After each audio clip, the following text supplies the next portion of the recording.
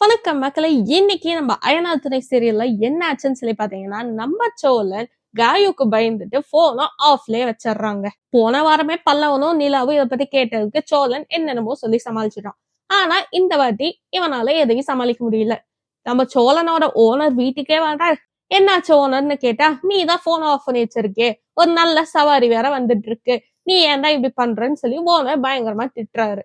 அதுக்கும் நம்ம சோழன் இல்ல சார்ஜ் இல்ல இப்படி அப்படின்னு சொல்லி ரீசனா சொல்லிட்டு இருக்காங்க. இது எல்லாத்தையும் பார்த்துட்டு இருந்த சேரனும் நிலாவுக்கும் ஏதோ ஒண்ணு டவுட்டா இருக்கு. ஓனர் நம்ம சோழனை சீக்கிரமா ரெடி ஆகி கிளம்பிவான்னு சொல்ல நம்ம சோழன் ரெடியாகவும் போயிட்டான். போறதுக்கு முன்னாடி அந்த போனை சார்ஜாரு போட்டு போறான்னு நம்ம ஓனர் திட்டாரு. அதுக்கு நம்ம சோழன் சார்ஜ் போட்டு குளிக்கிறதுக்கு போயிட்டாங்க. ஓனரும் சோழன் கிட்ட விஷயத்த சொல்லிட்டு கிளம்பிட்டாரு. நம்ம சேரனும் நிலாவும் அந்த போனை போய் பாக்கலாம்னு சொல்லிட்டு பாக்கும்போது அப்போ நம்ம நிலா பாக்குறாங்க.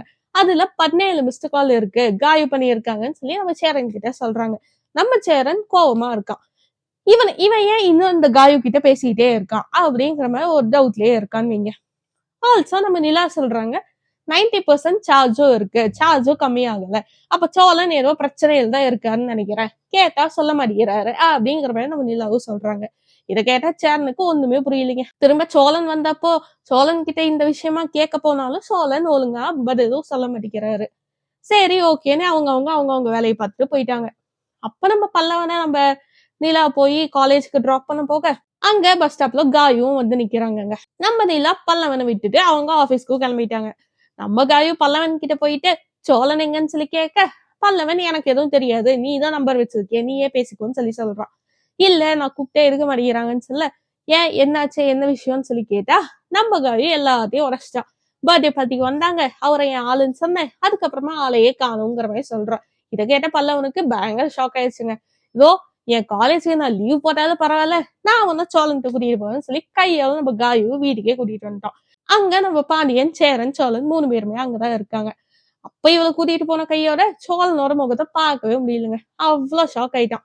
என்னாச்சுன்னு சொல்லி கேட்க நம்ம சோழன் இப்படி அப்படின்னு சொல்லி மழுப்பிட்டே இருக்கான். ஆனா நம்ம காயு பட்டுன்னு போட்டு விஷயத்த உரைச்சிருச்சு. நீங்க போனதுக்கு அப்புறமா என் ஃப்ரெண்ட்ஸ் எவ்வளவு எனக்கு கலாச்சாங்க தெரியுமா, இவரையா போய் லவ் பண்றதுலாம் கேட்டாங்கன்னு சொல்றாங்க.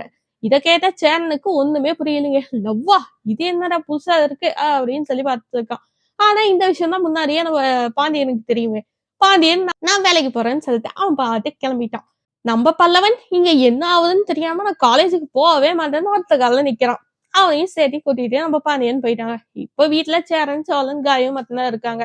அப்போ நம்ம காயு தனியா கூட்டிட்டு போய் நம்ம சோழன் பேசுறாரு. அவளை கன்வின்ஸ் பண்றதுக்கு இவனும் என்னென்னமோ ட்ரை பண்றாங்க.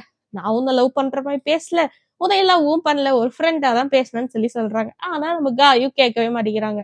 நீதானே என்கிட்ட இப்படி பேசினா அப்படி பேசினா ஆசை காட்டினங்கிற மாதிரி நம்ம காயும் திருப்பி சொல்றாங்கன்னு வைங்க. இதெல்லாம் ஒரு பக்கம் நின்று நம்ம சேரனும் கேட்டு இருக்காரு. சேரனுக்கு ஒரு பக்கம் பிபியே ஏறிடுதுன்னு வைங்களேன். ஏன்னா நம்ம தங்கச்சி வாழ்க்கை என்ன ஆகுது, நம்ம தம்பி வாழ்க்கை என்ன ஆகுதுலாம் இல்லைங்க, நம்ம தங்கச்சி வாழ்க்கை என்ன ஆகுதுங்கிற அளவுக்கு அவரும் இருக்காரு. அவர் யோசிக்கிறதும் கரெக்டானு வைங்க.